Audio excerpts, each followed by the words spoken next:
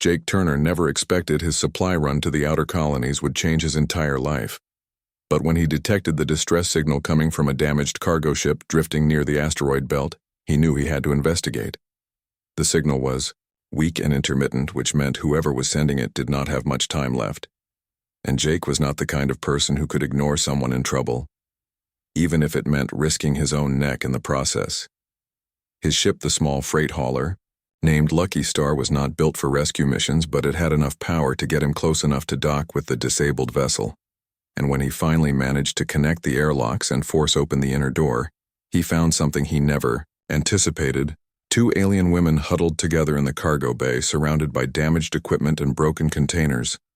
And they were unlike any species he had ever encountered before, with shimmering silver skin that seemed to glow faintly in the dim emergency lighting and large expressive eyes that reflected every emotion they felt. The taller one stood protectively in front of her companion, and despite the obvious exhaustion on her face, she held a damaged energy weapon aimed directly at him with trembling hands. Jake raised both hands slowly to show he meant no harm and spoke in the calmest voice he could manage, telling them he received their distress call and came to help. And after a tense moment that felt like an eternity, the taller alien lowered her weapon and collapsed to her knees. Her name was Lyra, and the younger one clinging to her was her sister Mira.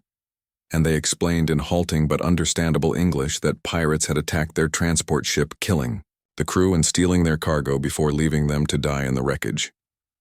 The pirates had taken everything of value, including their emergency supplies and communication equipment, and without life support, the ship would have become their tomb within hours. Jake wasted no time getting them aboard his ship, and as soon as they were safely inside, he detached from the wreck and set course for the nearest trading station, where they could find proper medical attention. But as they traveled, Lyra and Mira began to recover their strength, and something strange started happening between the three of them. Lyra insisted on staying close to Jake at all times, watching his every move with an intensity that made him both uncomfortable and strangely flattered. And she explained that in her culture, when someone saved your life, they became responsible for your well-being, and you became bonded to them in a way that could never be broken. Mira was quieter, but no less attached, and she followed Jake everywhere he went in the ship, asking endless questions about humans and Earth and his life before this moment, and her curiosity was endearing, even if it sometimes felt overwhelming. What Jake did not realize at first was that both sisters had begun to see him as something more than just their rescuer, and among their people, the bond created by saving a life was considered sacred and often led to deeper connections. The situation became more complicated when they reached the trading station, and Jake discovered that the pirates who attacked the sisters were part of a larger criminal organization that had bounties on Lyra and Mira for reasons they would not fully explain. The station authorities were sympathetic but made it clear they could not offer protection, and advised Jake to leave the sisters there and continue on his way before he got caught up in their troubles. But Jake found himself unable to abandon them, and something had changed inside him during their time together, and he realized he cared about what happened to these two aliens more than he cared about his own safety.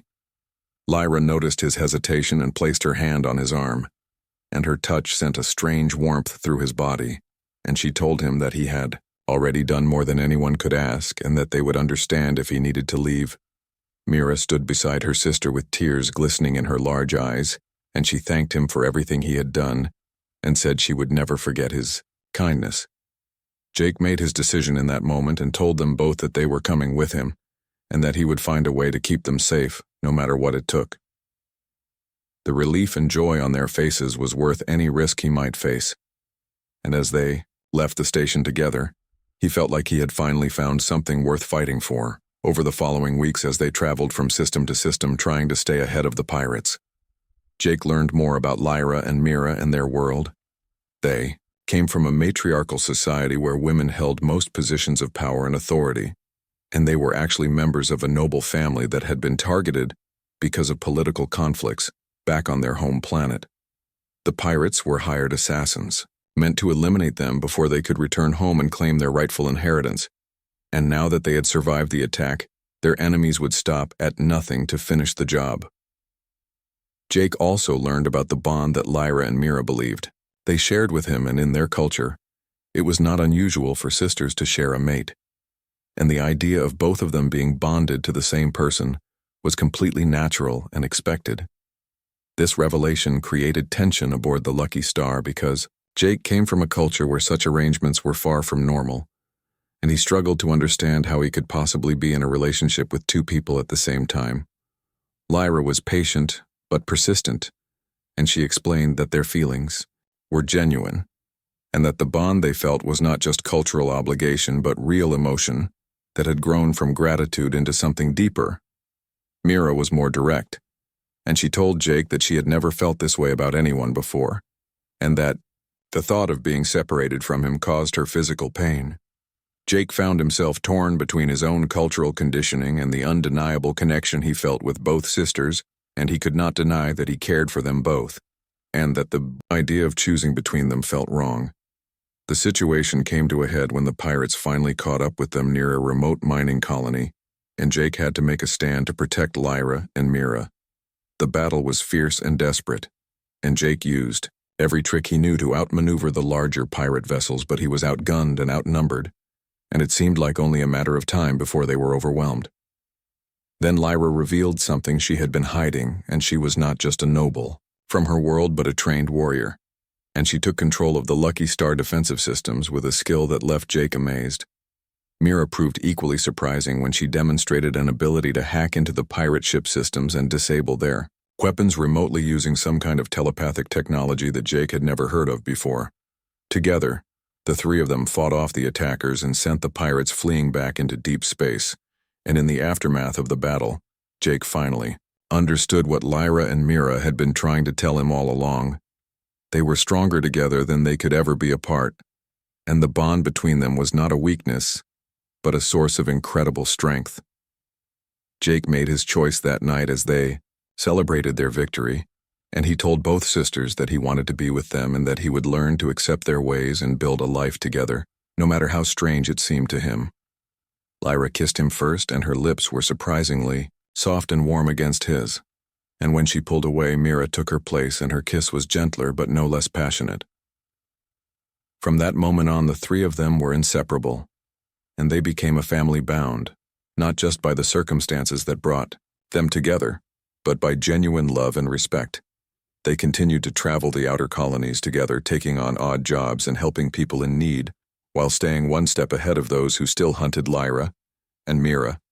Eventually, they made enough money and gained enough allies to return to the sisters' homeworld, and there Jake was formally recognized as their bonded mate in a ceremony that was both beautiful and overwhelming. The culture shock was intense, but Jake adapted with the help of his partners, and he discovered that being loved by two incredible women was not the burden he once feared, but the greatest gift he could imagine. Years later, Jake would look back on that day when he answered a simple distress call and realized that it was the moment his real life began, and he would never regret the choice he made to save two alien sisters who changed everything. He thought he knew about love and family. The universe was vast and full of dangers, but with Lyra and Mira by his side, Jake knew he could face anything that came their way, and together they would write their own story among the stars.